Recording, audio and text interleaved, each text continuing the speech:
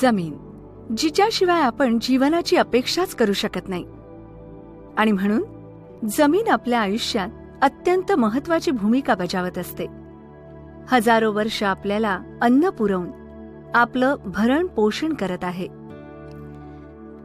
जर आपण वाढत्या लोकसंख्येवर आणि घटत्या लागवडीयोग्य जमिनीवर लक्ष केंद्रित केलं तर एक गोष्ट स्पष्ट आहे की आपल्याला येत्या काही वर्षांमध्ये कधी नव्हे एवढ्या अन्नाची गरज भासणार आहे.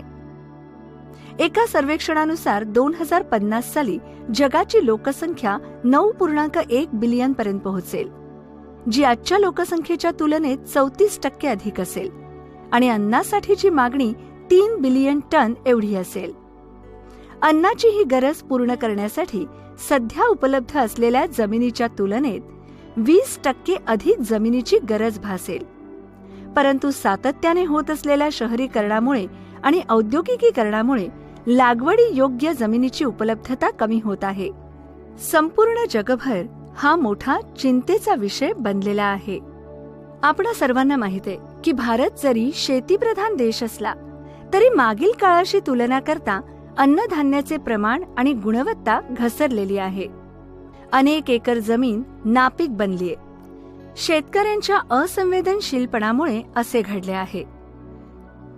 भावना शून्यतेमुळे त्यांनी रासायनिक खतांचा आणि कीटनाशकांचा उपयोग निष्काळजीपणे करायला सुरुवात केली आहे, ज्यामुळे सुरुवातीला तर त्यांच्या शेतीतील उत्पादन वाढले, पण ते सातत्याने घसरत गेले, ज्यामुळे उपयुक्त सूक्ष्मजीवांच्या प्रतिकार शक्तीचा ऱ्हास झाला, तर हानिकारक सूक्ष्मजीवांची प्रतिकार शक्ती सतत वाढत राहिली. रासायनिक खते आणि कीटकनाशके यांचा सातत्याने वापर केल्याने मातीतील सूक्ष्म जीवाणूंचे अस्तित्व घटले.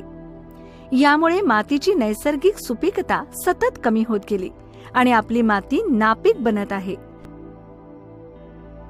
कारण सूक्ष्मजीव मातीला नैसर्गिकरित्या सुपीक राखण्यात महत्वाची भूमिका बजावत असतात. तुम्हाला हे माहित आहे का की अगदी तुमच्या पायाच्या खालीही हे सूक्ष्मजीवांचे जिवंत जग वसलेले असते. कोट्यावधी सूक्ष्मजीवांच्या या जिवंत जगात ते त्यांचे कार्य सतत करत असतात, जे आपल्याला नुसत्या डोळ्यांनी दिसू शकत नाही. जेव्हा आपण मातीमध्ये रासायनिक किंवा पेट्रोकेमिकल खतांचा वापर करतो त्याचा फक्त रोपांना उपयोग होतो आणि या खतांमुळेच मातीतील सामूचे असंतुलन होते.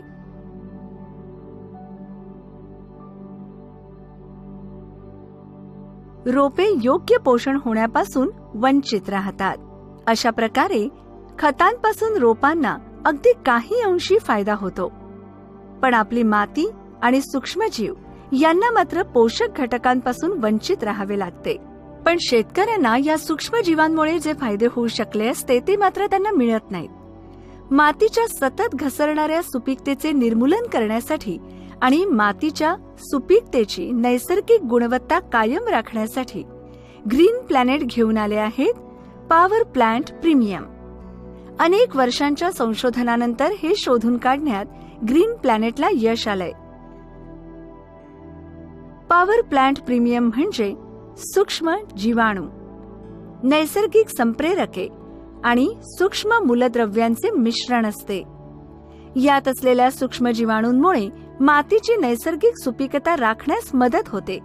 त्याचबरोबर रासायनिक पदार्थांमुळे होणारी हानी कमी होते आणि प्रत्यक्ष किंवा अप्रत्यक्षरित्या माती प्रदूषण कमी करते.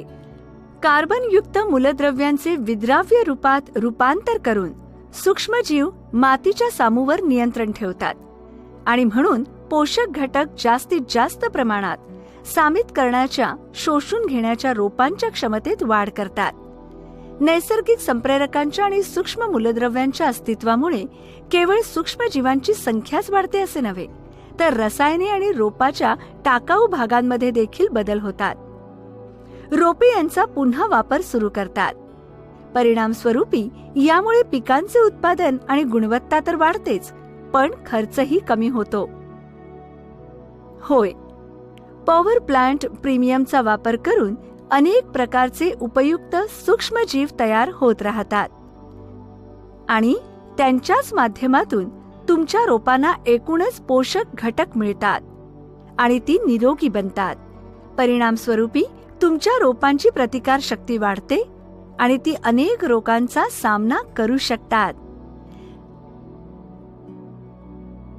अखेरीस आपल्याला उत्तम गुणवत्ता असलेले उत्पादन अत्यंत कमी खर्चात मिळते.